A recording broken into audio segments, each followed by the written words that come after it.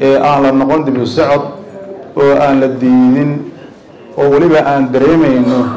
saamilayda siyaasaddu in ay madmadow ka muujinayaan ayagoo dana shakhsiyeed oo gaar ah ka raadinaya waxaan leenahay Soomaaliya ma anfacayso dana shakhsiyeed oo gaar ah ma anfacayso shirkan maanta lagu qabtay halkan shirkii loo malansanaa 15 Juun oo bari ah oo madaxweynuhu fidiyay ummadda Soomaaliyeed u fidiyay oo in laga soo qayb galo saamilayda siyaasadda iyo maamul goboleedyada ka soo qayb galaan u fidiyay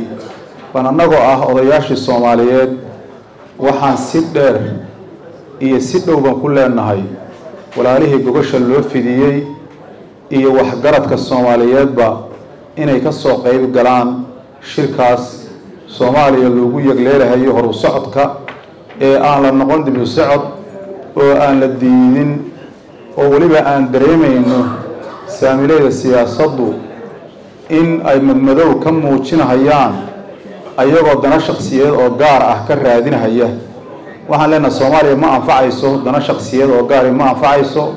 Soomaaliya ma anfacayso in la kala qoqobo Soomaaliya ma anfacayso in qof waliba wuxuu rabo inuu helo maana waxba hore u socon ma anfacayso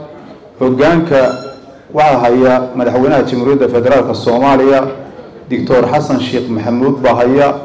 asaga loo idmaday 4 sano 4 sano loo idmaday go'aankii uu soo iyo gogashii uu dhigay waa inaad ku soo dhawaataan baan ugu baaqaynaa ummadda Soomaaliyeed intii gogasha loo dhigay annaguna waxaan ka codsanaynaa dawladda federaalka qaybtii ay ku lahaayeen odayaasha dhaqanka Soomaaliyeed in laga tixgeliyo shirka furmahaya bari hadii la hayno وانا سود وينينا وبرينا مدحوينها السلام عليكم ورحمة الله وبركاته.